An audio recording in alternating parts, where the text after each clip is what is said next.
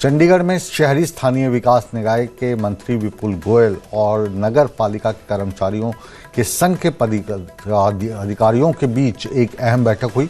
फिलहाल ये बैठक खत्म हो गई है और बैठक के बाद कर्मचारी संघ के प्रतिनिधियों ने बताया कि 5 मई को सरकार द्वारा मांगी गई 17 मांगों की अभी तक पूरे तरीके से लागू नहीं हो पाई है। उन्होंने सरकार से मांग की है कि सभी मांगों का नोटिफिकेशन तुरंत जारी किया जाए। वहीं कर्मचारी संघ ने सरकार को एक बार फिर से 5 अगस्त तक का समय दिया है। उन्होंने स्पष्ट किया है कि अगर समय सीमा पर मांगों को ठोस कार्रवाई नहीं हुई तो 6 अगस्त से कर्मचारी दोबारा हड़ताल पर चले जाएंगे। क्या है पूरा माजरा, इसे जानने के लिए आइए सीधा रुख करते हैं हमारे संवाददाता अंकित दुदानी का, जो इन कर्मचारियों के साथ मौजूद हैं। अंकित, विस्तार से बताइए क्या है पूरा माजरा और क्यों आज मंत्री जी से मिलने के लिए संघ के प्रतिनिधियों को आना पड़ा? बिल्कुल, नगर पालिका, नगर निगम, नगर परिषद कर्मचारी संघ हो या फायर के जो पदाधिकारी हैं, अधिकारी हैं, उनकी बात हो, तो वो जो संघ है उसकी मई के अंदर एक बैठक हुई थी सरकार के साथ। 17 मांगे थी सरकार के साथ और 17 मांगों के ऊपर सहमति बन गई थी। सहमति बनने में उसमें फायर के कर्मचारी जो हैं जिनकी मौत हो गई थी उनको 50 लाख रुपए उनके आश्रितों को देने की बात थी और भी कई मांगे थी। वहीं रेगुलराइजेशन की जो मांग है वो सबसे प्रमुख मांग थी और ये सारी मांगे सरकार ने मान ली थी क्योंकि अनिश्चितकालीन हड़ताल चली थी उस समय और सरकार ने टेबल के ऊपर बैठ करके इन सब मांगों को माना था। लेकिन 30 जून तक उन मांगों का नोटिफिकेशन होना था जो कि नहीं हो पाया। आज एक बार फिर से शहरी विकास मंत्री जो हैं विपुल गोयल और नगर पालिका और जो नगर निगम, नगर परिषद कर्मचारी संघ है उनके पदाधिकारियों की बैठक हुई है और बैठक के अंदर क्या हुआ है उन्हीं से जानते हैं। नरेश शास्त्री हैं, राज्य प्रधान हैं, उनसे पूछते हैं। नरेश जी, क्या हुआ आज की बैठक के अंदर, क्योंकि बैठक तो आपकी पहले भी हुई थी और मांगे मान ली गई थी, आज फिर से आपको बैठक करने के लिए क्यों आना पड़ा?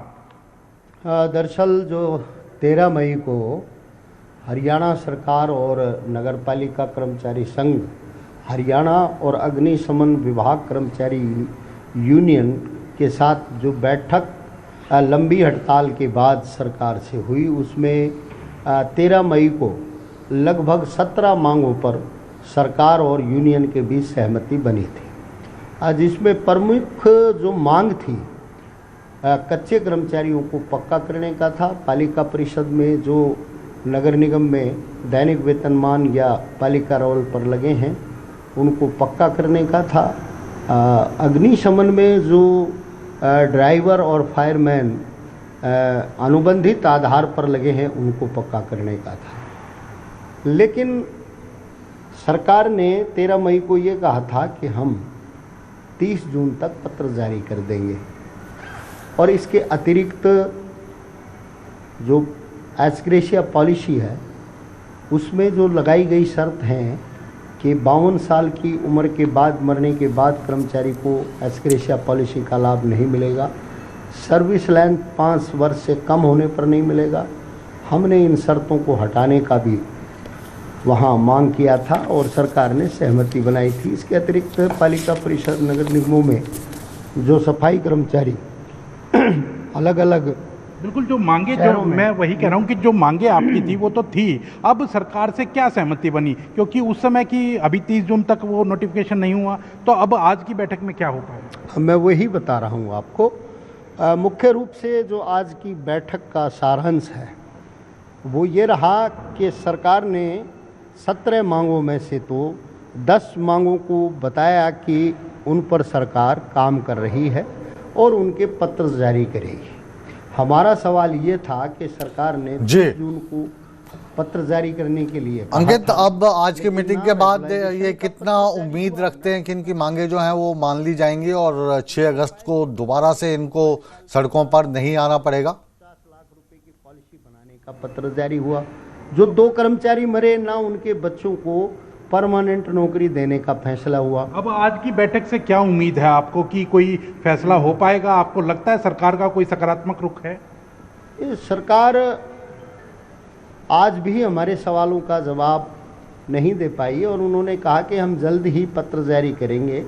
रेगुलाइजेशन पर वो हमें रोज़गार की गारंटी देने की बात कर रहे हैं, जिससे हम पूरी तरीके से असहमत हैं और हमने सरकार को ये बिल्कुल स्पष्ट रूप से कहा है कि 13 मई का जो फैसला था वो 6 अक्षर लागू करे सरकार, 5 अगस्त तक पत्र उसके जारी कर दे, नहीं किए तो 6 अगस्त से हम दिए गए नोटिस के अनुसार 3 दिन की हड़ताल पर चले जाएंगे। अगर उसके बाद भी सरकार ने हमारी मांगों का समाधान नहीं किया तो इस हड़ताल को अनिश्चितकालीन हड़ताल में बदलने के लिए हमारी मजबूरी हो। बहुत बहुत शुक्रिया अंकित इस तमाम जानकारी के लिए, और उम्मीद करते हैं कि मंत्री विपुल गोयल से जो आज इनकी मुलाकात हुई है वो सकारात्मक रहेगी और इनकी मांगों पर सरकार विचार करते हुए इनकी मांगें पूरी करेगी। बहुत बहुत शुक्रिया आपका। और आइए अब बुलेटिन में बात करते हैं उस रिपोर्ट की जिससे उत्तर भारत में सबसे अमीर मुख्यमंत्री कौन है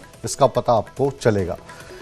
एडीआर ने आंकड़े जारी किए हैं और ये जो एडीआर है एसोसिएशन फॉर डेमोक्रेटिक रिफॉर्म्स की रिपोर्ट के मुताबिक उत्तर भारत के सबसे अमीर मुख्यमंत्री कोई और नहीं बल्कि हिमाचल प्रदेश के मुख्यमंत्री ठाकुर सुखविंदर सिंह सुक्खू हैं। इनकी कुल संपत्ति इसमें 7 करोड़ 81 लाख रुपए बताई गई है। वहीं पर दूसरे नंबर पर इस लिस्ट में हरियाणा के मुख्यमंत्री नायब सिंह सैनी का नाम है जिनकी संपत्ति 5 करोड़ 80 लाख रुपए बताई गई है। तीसरे नंबर पर दिल्ली की मुख्यमंत्री श्रीमती रेखा गुप्ता हैं जिनकी कुल संपत्ति 5 करोड़ 31 लाख रुपए बताई गई है। इसके साथ ही लिस्ट में चौथे नंबर पर उत्तराखंड के मुख्यमंत्री पुष्कर सिंह धामी का नाम है जिनकी कुल संपत्ति 4 करोड़ 64 लाख बताई गई है।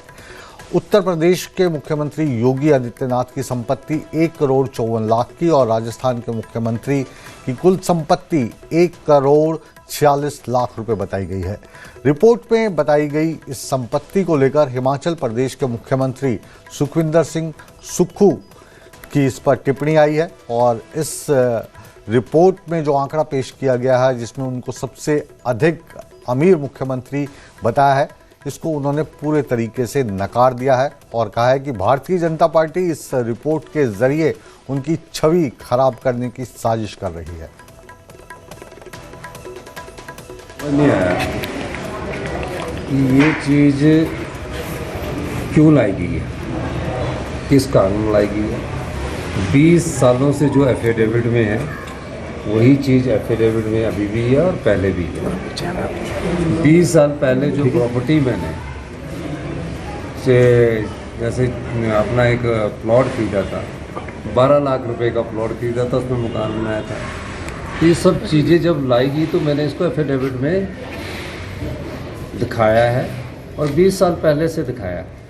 तो ये प्रॉपर्टी की जो कीमत उस समय थी उसमें वैल्यू ऐड हुई है, ये उसकी वैल्यू को उन्होंने नापा है।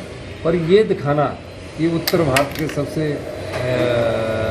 वो है धनवान है, तो ये किसी न किसी तरह छवि को खराब करने की कोई राजनीतिक चाल मुझे